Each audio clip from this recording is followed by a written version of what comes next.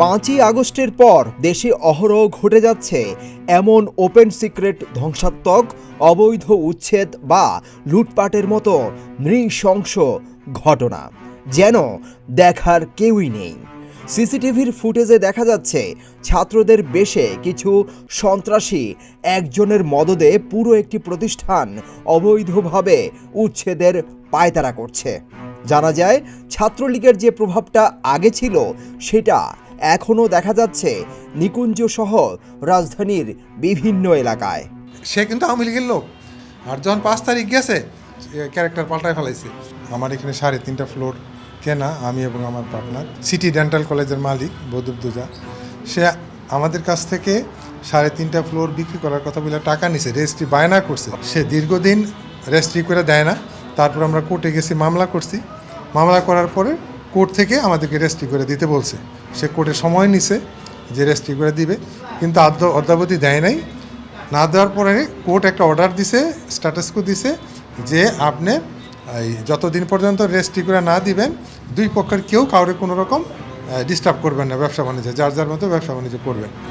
সিসিটিভির ফুটেজে দেখা যায় 18/5/2025 তারিখ, সময় আনুমানিক সকাল 8:40 থেকে 10টার মধ্যে সিটি জেনারেল হাসপাতাল অ্যান্ড ডেন্টাল কলেজের ব্যবস্থাপনা পরিচালক ডাক্তার বদরুদ্দোজার নির্দেশে মুখে মাস্ক পরা মেডিকেল ছাত্রদের বেশ ধরে কিছু ছাত্র নামে সন্ত্রাসী মিজান জামান, রুবেল কুব্বাত, সাইফুল মাহবুব, সুরজ গংসহ আরও অজ্ঞাতনামা অনেকেই লাঠি সোটা ও দেশীয় অস্ত্রসহ রড, শাবল, কাটিং মেশিন, ওয়েল্ডিং মেশিন দিয়ে কোনো কারণ ছাড়াই বিল্ডিংয়ের পূর্ব পাশে অবস্থিত দুটি লিফট কন্ট্রোলিং রুমের ভিতরের যাবতীয় সরঞ্জাম, মাদারবোর্ড, এআরডি, ভোল্টেজ মেশিন সহ যাবতীয় মালামাল ভাঙচুর করে ব্যাপক ক্ষয়ক্ষতি ও লুটপাট করে সব নিয়ে যায়।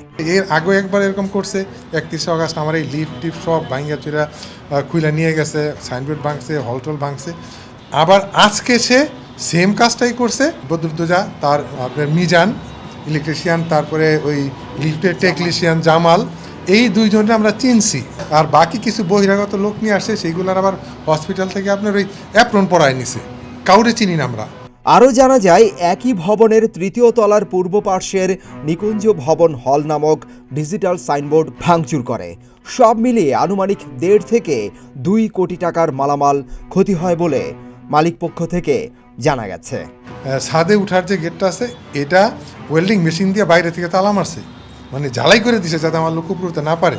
তারপরে তারা লিফট রুমে ঢুকছে, ঢুইকাই যে দেখেন লিফটের কিছু রাখে নাই, মোটর, মাদারবোর্ড, আপনার রুফ, কুলি, মানে ভাঙ্গা চুইরা কাইটা একবার ফুল ড্যামেজ করে দিছে আমার প্রায় 1.5-2 কোটি টাকার জিনিস। এটা খিলক্ষেত নিকুঞ্জ 2-এ অবস্থিত সিডিসি টাওয়ারের নিকুঞ্জ কনভেনশন হল, যেখানে হলের মালিক হারিস মাহমুদ ও মনির হোসেন ডাক্তার বদরুদ্দোজা থেকে ক্রয় করেন এই ভবনের 11, 12, 13 তলার সম্পূর্ণ এবং 10ম তলার 2000 বর্গফুট, আনুমানিক 19,000 স্কোয়ার ফিট জায়গা।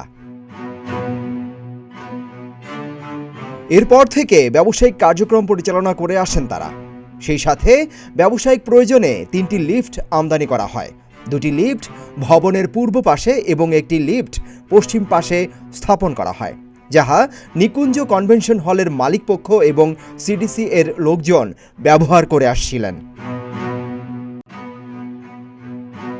কিন্তু ভবনটির 3.5 তলার বা কনভেনশন হলের পুরোপুরি টাকা দেওয়ার পরও সিটি ডেন্টাল কলেজের মালিক ডাক্তার বদরুদ্দোজা রেজিস্ট্রি না করে দিয়ে অবৈধভাবে উচ্ছেদ করতে চাচ্ছে, যা একদম বেআইনি।